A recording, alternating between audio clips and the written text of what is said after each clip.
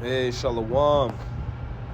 All praises to the Most High, His only begotten Son, and much peace and mercy to you, brothers and believers of the New Covenant. I was just reading in Romans concerning you men that continuously uphold this law, And this is another thing, guys are not able to prove how we're in sin. This is something that I'm finding interesting. You ask guys, how are we sinning? And they can't find a law in their own law saying that we're sinning. So this is what we're dealing with in these last days. We're dealing with men that are still we're dealing with men that are in bondage to that old Levitical priesthood, that old law in the spirit. Like they're attached to it. So you have to understand these things. And Paul goes into it here and he's letting you know that, yeah, that law was great and it was given to the Jews as something special from the Most High. We understand that. But now something special has been given to the world through the Most High Son. Okay? It's even greater than that which Israel received from the Most High. This is even greater. It even tells you that in Hebrews. This is greater glory. So we have to understand what's being taught and what the Lord was teaching. This was to the world. Of course, to the Jew first. Right? Let's see here. Romans 3:1 for you guys. Man, we Israel, we supposed to get everything first. Of course, okay, let's see what the Lord said. It says, Romans 3:1, what advantage then hath the Jew? Or what profit is there of circumcision? Much every way, chiefly because that unto them were committed the oracles of the Lord. Let's read it in the NLT. Then what's the advantage of being a Jew? Guys are probably wondering that in their mind. So okay, but guys are probably like, let's see. So the Lord gave us the law, so what's the point of him giving us the law? This is how certain brothers may think. Well, okay, but we Israel, so us being Israel doesn't mean nothing no more. That's what guys are thinking. This is what Paul's saying. And Paul's saying, no, you committed the oracles of the Lord. But what the Lord came teaching was greater than that law, is what we're saying. It's what Paul's trying to tell them through this letter. Let's see here. I'm trying to make sure I'm reading the right thing. Romans 3. Yep. Romans 3:1. It says, then, what's the advantage of being a Jew? This is NLT. Is there any value in the ceremony of circumcision? Yes, there are great benefits. First of all, the Jews were entrusted with the whole revelation of the Lord. That's why it talks about the Jew first. The Jews received the understanding and the gospel being taught to them first. That's who the Lord went to first. They were given the door to go through first. Because of what? The revelation of the full revelation of the Lord coming through his people. Starting with the Lord. Then on to the other disciples. Then on to the Gentiles. And so on and so forth, man. You see that? Verse 3, it says, true, some of them were unfaithful, but just because they were unfaithful, does that mean the Lord will be unfaithful?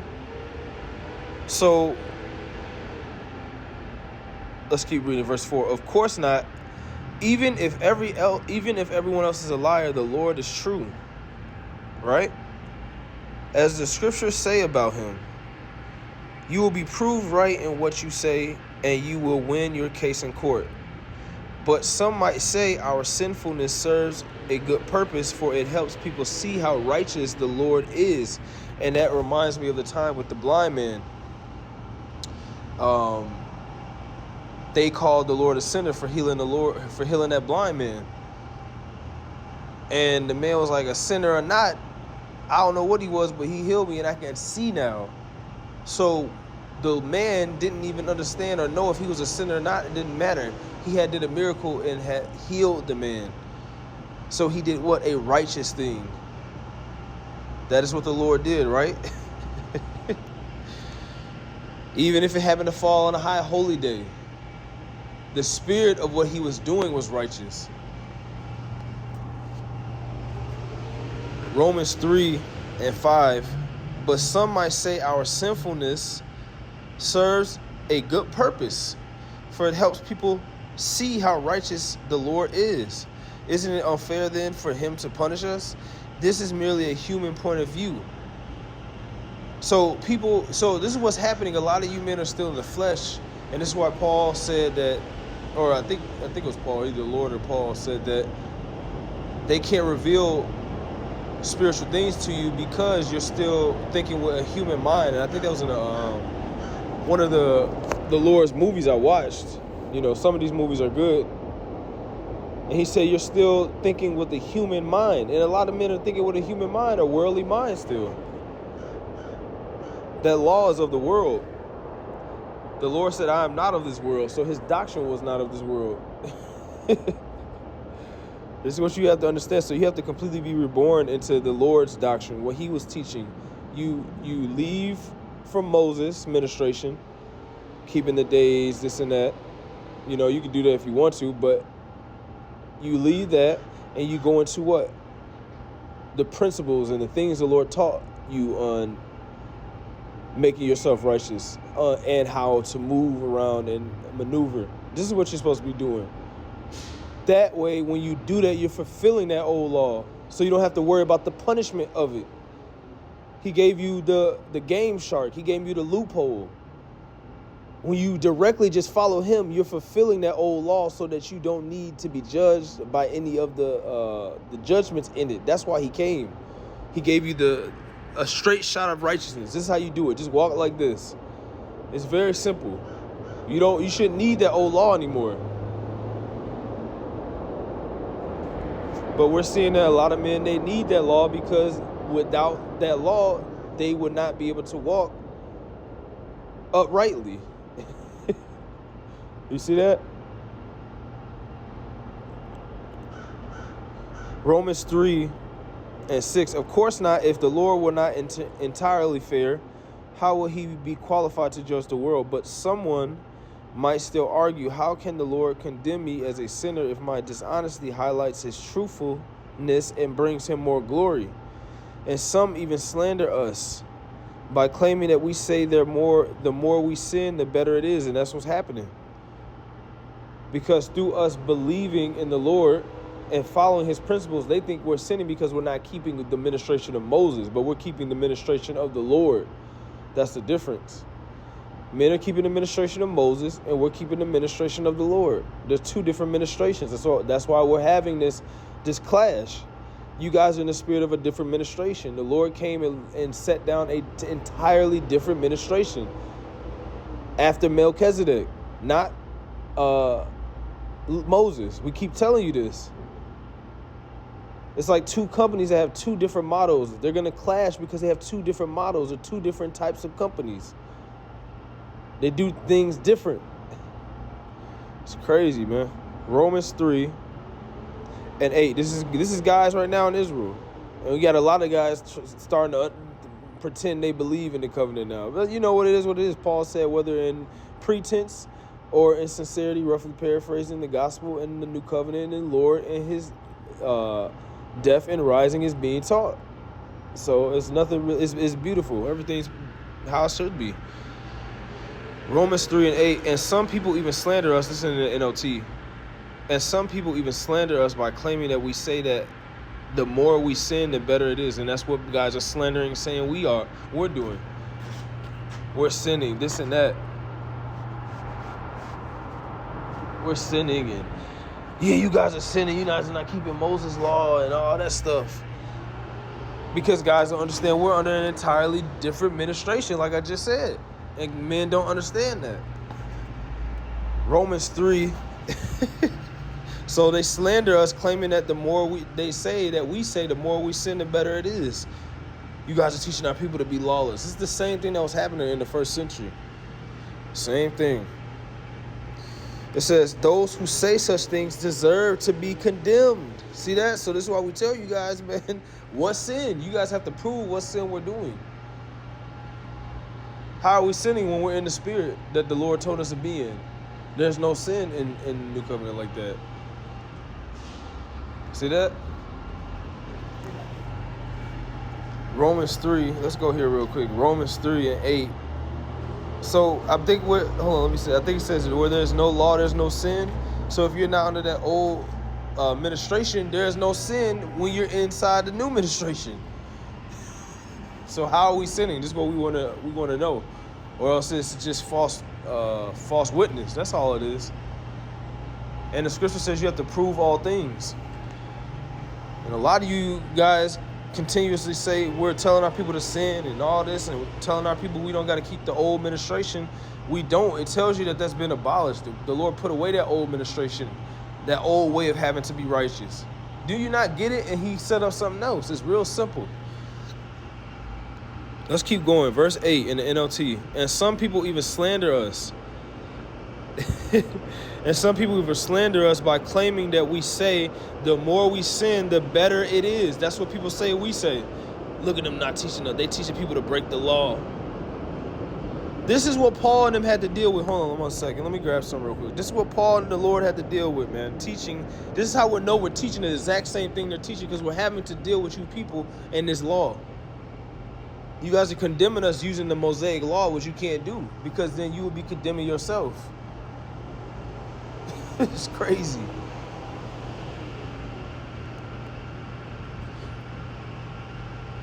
Let me see this real quick. Let me see. It's a point. Let's see.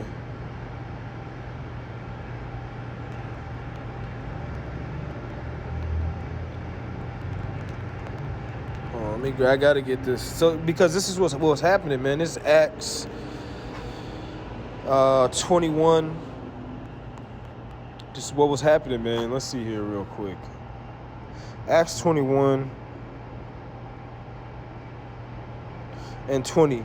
And when they heard it, they glorified the Lord and said unto him, Thou seest, brother.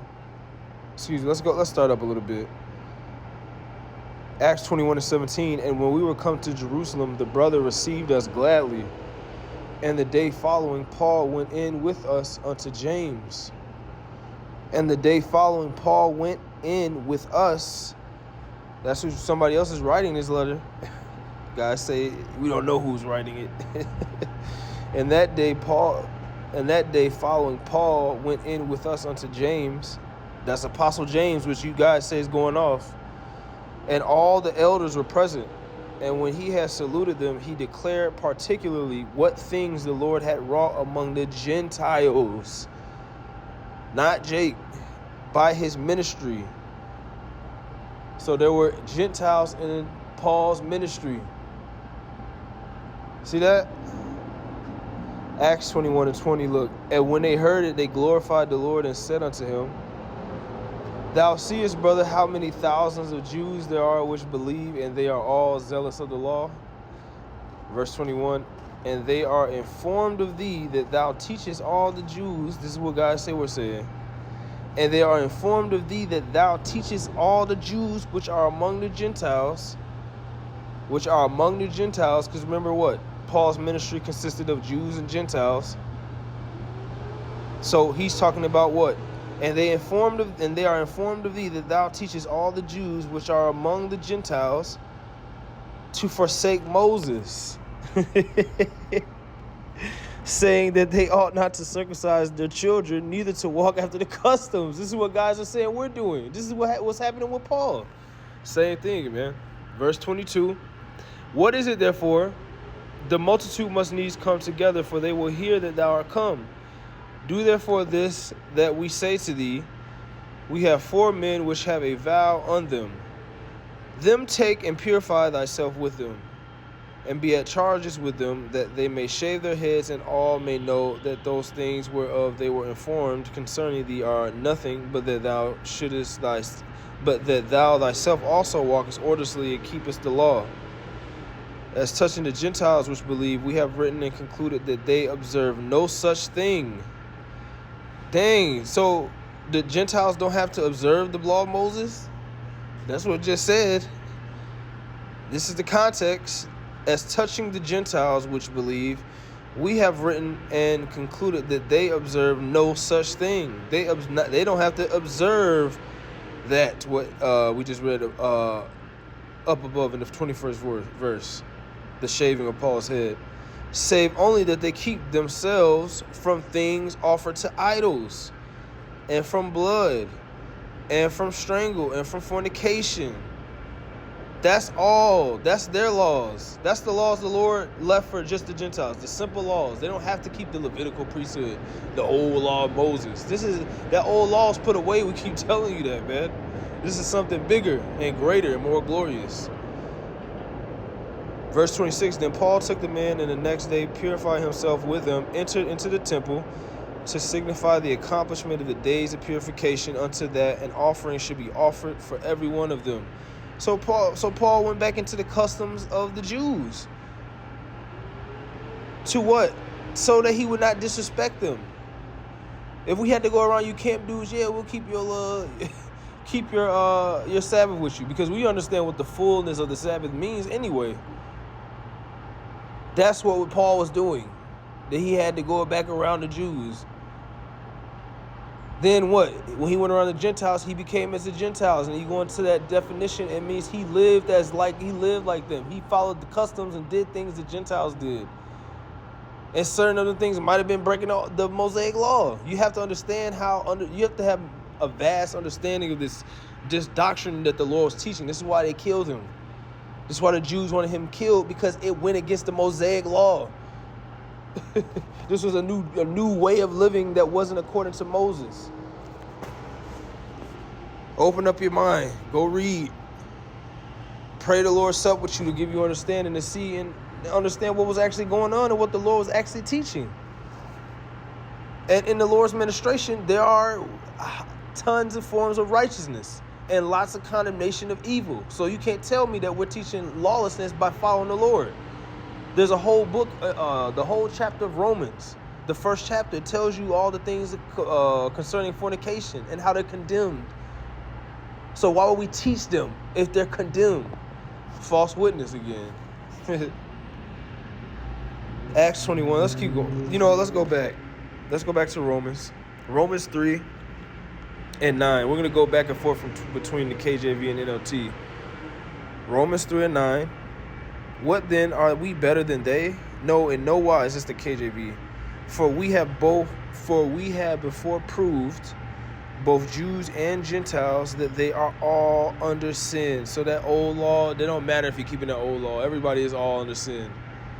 You sinning by not being able to keep the whole entire law. The Gentiles are sinning by having no law, being lawless. Everybody on the earth is under sin. You don't get it? As it is written, there is none righteous, no, not one. There is none that understandeth. There is none that seeketh after the Lord. They are all gone out of the way. He's talking about the people on the earth, as you can see when you wake up and walk down the street every day. There is none that understandeth. There is none that seeketh after God.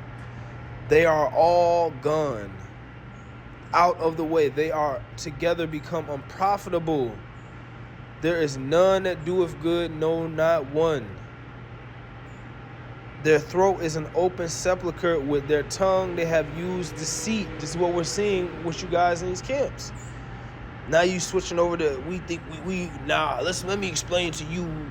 Alizar talking about, let me explain to you how we think we're in the new covenant. How did you guys even know about that? A lot of you guys, man, it's crazy, man. Well, you said it yourself. Romans 3 and 11. There is none that understandeth. There is none that seeketh after the Lord. They are all gone out of the way. They are all together become unprofitable. There is none that doeth good, no, not one. Their throat is an open sepulchre. With their tongues they have used deceit. The poison of asp is under their lips. Listen to this in the NLT. Romans 3 and 13. Their talk is foul. That's what we're seeing in the camps. They ain't teaching the gospel. The gospel hasn't even been taught by the camps since camps been around. Why is that? Why hasn't this gospel been taught the whole time? It's just been a whole bunch of babbling and vanity and people giving themselves titles and the whole time the entire gospel is not even being taught. But they say they're teaching the gospel. It's crazy, bro. Verse 13 is talking about you guys. Their talk is foul. They're like the stench from an open grave. Their tongues are filled with lies. That's you guys. All you do is lie. Snake, all you guys in camps, groups, and organizations, man. This shit crazy, man. Snake venom drips from their lips. That's what it says here. Their mouths are full of cursing and bitterness. Putting curses on people. You still putting curses on people. Just let the Lord deal with people. Leave people alone. Help people get it together. It's hard. That's the whole battle of the new covenant. You have to actually be spiritual. Instead of be carnal, putting curses on people. This is what the Lord wants us to do. Get back spiritual. Come on, man. Romans 3:15. They rush to commit murder. Man, I wish I could put you in a pine box. Man, we're going to slaughter everybody. This and that, man. But you haven't even repented yet. You haven't even taught the gospel or believed in the gospel or understood the gospel the Lord spoke out of his mouth in the first century. Destruction and misery. Don't the brothers always say all they teach is destruction? Destruction and misery always follows them. They don't know where to find peace. Ooh-wee. They have no fear of God at all. And how do we know this? Because you're not in the spirit of his son. See that? Let's keep reading it down. This is in the NLT I'm reading in. Verse 17, Romans 3:17. They don't know where to find peace. Let's talk about you guys. Peace is in the new covenant. If you don't understand the new covenant, you don't have any peace in this time. It's a certain peace that comes with believing in the Lord. I think it says, it tells you that the Lord is the King of peace, Prince of peace. So his way is a way of peace. The way of destruction is in that old law. And death, destruction and death, the ministration of death as it's called. Romans 3, real quick. And 19. Obviously, the law applies to those to whom it was given, for its purpose is to keep people from having excuses and to show that, and to listen to this, and to show that the entire world, is guilty before God. See that? In the KJV, it says all the world. Guys are carnal, man. Hold on.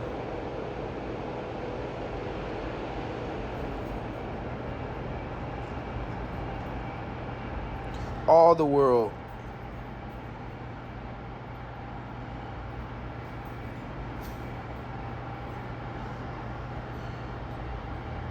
It says, verse 20, let's go in the KJV. And it's good to read these different translations too, because it helps you get understanding.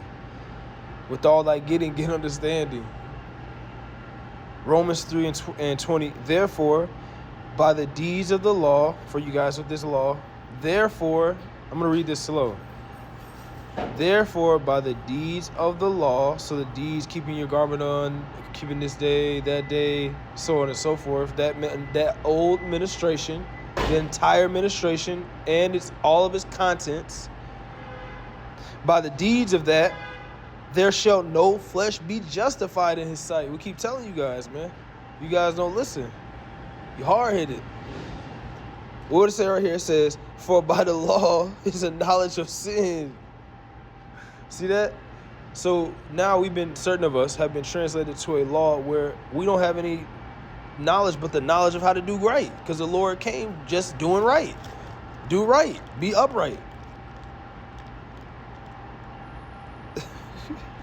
It's crazy, man. And it's so many folds to this understanding, but we're trying to make it simple for men to understand. Like Philip had to do to the Ethiopian eunuch who was reading the Old Testament like you guys in the camps, but didn't understand the undertone and the foreshadowing of what the Lord really came to do until Philip showed him. And what happened after Philip showed him? Guys, man, you see, man need to teach you, but a man need to show you the door first. Because what did Philip do? He left, he disappeared, and then what? The eunuch was by himself, but what? He understood what the whole context of the scriptures and the Lord's coming was about. He understood now. He didn't need no man to teach him nothing else. That's why Philip disappeared. Philip didn't have to teach him nothing else. He was gone. I gotta go. You'll figure it out. The spirit. I taught you. You understand and believe now. And the eunuch was like, "Cool. What can you do?" So at that point, the Spirit begins to teach you from that point. A man is no longer teaching you from that point where he shows you the Lord. Guys are so simple. That's what it's talking about. No man should teach his neighbor. He got to show you the Lord first. It says, how can a man understand unless he have a preacher, right? Doesn't it say that? You got to be preached to, and then from then on, the Lord deals with him through the Spirit. It's very simple. He don't need to. The Spirit is beginning to teach him. God, man, bro. Romans 3:21 in the KJV. But now, listen to this. But now, what is the now here? The now here is talking about that time, specifically when Paul was writing this letter that we're reading. Not now, but the now in that present moment when Paul was writing this. You have to put yourself in first person. Read these as if they're letters, and you're sitting down reading. You're writing the letter. You're talking. You're writing about yourself. You're writing about Paul. You're writing about the things you're seeing in the first. You living in this first century, meeting the Lord, seeing the Lord come, and all the persecution and all the wicked and this glorious gospel. You have to. This is what you have to do. But listen, Romans 3:21. But now, the righteousness of the Lord, this is what Paul says, but now the righteousness of the Lord without the law is manifested. But now the righteousness of God without the old law is manifested. How was it manifested? Through the Lord's way that he was teaching. Man, bro, come on, man. Romans 3:21, but now the righteousness of the Lord without the law. Without the law, you could be righteous without the old law. Come on. It's manifested. That's what the Lord was in the flesh. The word was made flesh. Being witnessed by the law and the prophets. Talking about the Lord. Being witnessed by the law. How? Moses told you he would come in the law. He's written in the law to come. By the law and the prophets. Where in the prophets? All throughout the prophets, the prophets had visions of the Lord and what he was doing and what he would come doing and what he would come teaching the first and second time.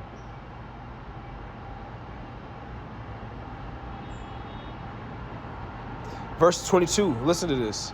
Even the righteousness of God, which is by faith of the Lord, of the anointed. You guys call him Yahushua. Hamashiach. Unto all and upon all them that believe. For there is no difference. It says it right there. For all have sinned and come short of the glory of God, being justified freely by his grace through the redemption that is in the anointed, Hamashiach, whom God hath set forth to be a propitiation through faith in his blood. Did it say the Mosaic Law? In his blood, to declare his righteousness. That's what we're supposed to be doing, declaring the Lord's way, not Moses. Moses told you when this prophet will come, you got to listen to him. He told you this. See that?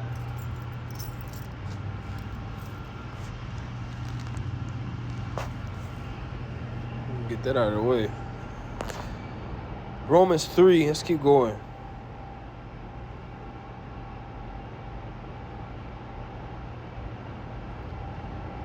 Let's read this down in the NLT. Give you more understanding. Romans 3:21 in the NLT. But now God has shown us a way to be made right with him. This is Paul writing again. Without keeping the requirements of the law, as was promised in the writings of Moses.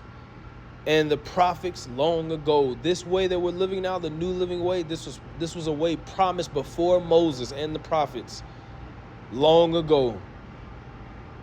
The order of Melchizedek. This is what we keep telling you. This is a different order. This is a different administration. And the prophets long ago. Verse 22. We are made right with God by placing our faith in the Anointed. And this is true for everyone who believes, no matter who we are. No matter who we are. For everyone has sinned, for we all fall short of God's glorious standard. Yet God, with undeserved kindness, declares that we are righteous. He did this through his Son, Hamashiach, when he freed us from the penalty for our sins. For the Lord presented the Lord as the sacrifice for sin. People are made right with God when they believe that the Anointed sacrificed his life, shedding his blood. This sacrifice shows that God was being fair when he held back and did not punish those who sinned in times past. For he was looking ahead, including them in what he would do in the present time. God did this to demonstrate his righteousness, for he himself is fair and just, and he declares sinners to be right in his sight when they believe in the Lord, the Anointed, Hamashiach, his Son, whom he told you to listen to. See that? Then you have the Jews in Israel. But we got the law. Verse 27. Can we boast then that we have done anything to be accepted of God? We keep this law. No, because our acquittal is not based on obeying the law. It is based on faith.